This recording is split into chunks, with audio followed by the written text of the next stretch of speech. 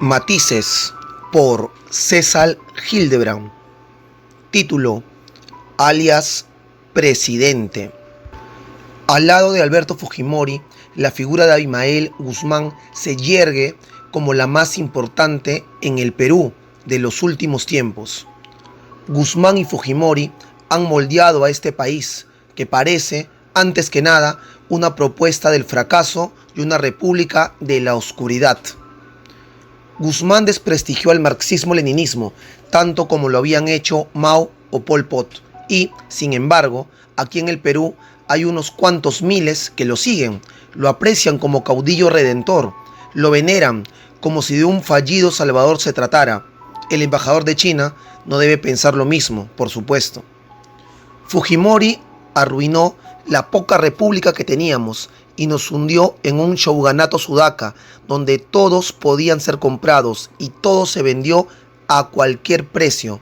Su legado está allí, a veces invicto: la clandestinidad, la corrupción, las instituciones en harapos, la prensa cortesana.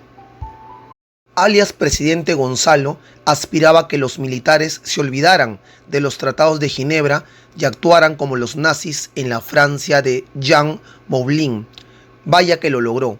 Desde que Belaúnde le dio a la policía y a los milicos el manejo de tan grave asunto, las fronteras se diluyeron y las fuerzas del orden empezaron a matar a acusados de terrorismo que estaban en el hospital de Huamanga y a disparar antes de preguntar.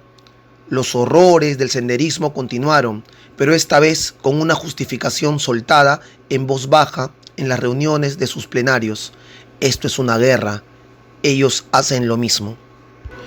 ¿Guzmán le declaró la guerra al Perú? La respuesta es dudosa. ¿El Perú era aquel gobierno de Manuel Ulloa y don Fernando Belaúnde? Los comunistas alzados estaban convencidos de que el Perú eran las alturas iquichanas, el continente olvidado de la pobreza, el desprecio de Lima. Sendero Luminoso fue el marxismo-maoísmo interpretado por un profesor académicamente de segunda, que entendió que su capital político más preciado era la furia y que la promesa del paraíso comunista bastaría para reclutar los ejércitos exterminadores que debían acabar con el país semifeudal que él combatía. ¿Semifeudal? Ese fue uno de sus grandes errores. Guzmán fue siempre un exceso, un amante de las pesadillas refundadoras. Basta leer sus primeros escritos para captar en su lenguaje la locura despiadada de un profeta. Parecen bíblicas sus promesas de venganza, falsamente divinas sus amenazas, escalofriantemente posibles sus vaticinios oceánicos de sangre. Guzmán pensaba que el país donde había nacido había que incendiarlo y que de ese fuego mesiánico saldría un Perú regenerado. No necesariamente. Guzmán idolatraba a Stalin y a Mao, las dos perversiones más asesinas del marxismo-leninismo, de modo que cuando pensaba en el incendio de la pradera, lo que imaginaba para el futuro era una dictadura eterna en la que el Comité Central reemplazaría al pueblo y el secretario general sería la representación del Comité Central. Guzmán no se creía la cuarta espada del marxismo, sino la última espada del ejército popular que nos mantendría secuestrados para siempre. Lo que Guzmán amaba no era la justicia, sino el poder absoluto, y si para eso necesitaba llenarse la boca de coartadas sociales y altruismo declarativo, pues no dudaba en hacerlo. Lo que Guzmán nos trajo, sin embargo, fue el gobierno anómalo de Alberto Fujimori. El hombre del tractor y el tubérculo en ristre no fue una casualidad. El instinto popular lo eligió en tiempos feroces, porque la opción tradicional se vio como una continuidad de los gobiernos de Belaúnde y García. Dos desastres al hilo. Fujimori fue la respuesta del sistema a la septicemia senderista que sufríamos.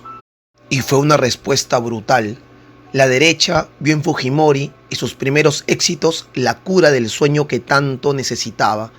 Una vez que los coches bomba desaparecieron y las hoces y martillos dejaron de chispear en los cerros de Lima, Con Guzmán capturado, la vieja derecha, que ni siquiera había luchado por la independencia oral de 1821, volvió a decir: otra vez la normalidad, bendita sea. Y entonces hicieron la Constitución, que convierte los contratos leyes en el Nuevo Testamento, y regresaron a las prácticas del cholo barato, el sindicato demonizado, el mercado en el altar, y que los pobres esperen el agua que ya llega.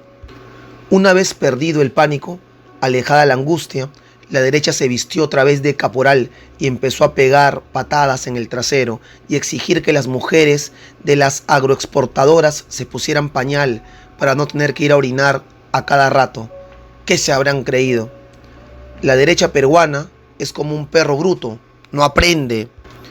El problema es que no es adorable como un perro bruto, sino todo lo contrario.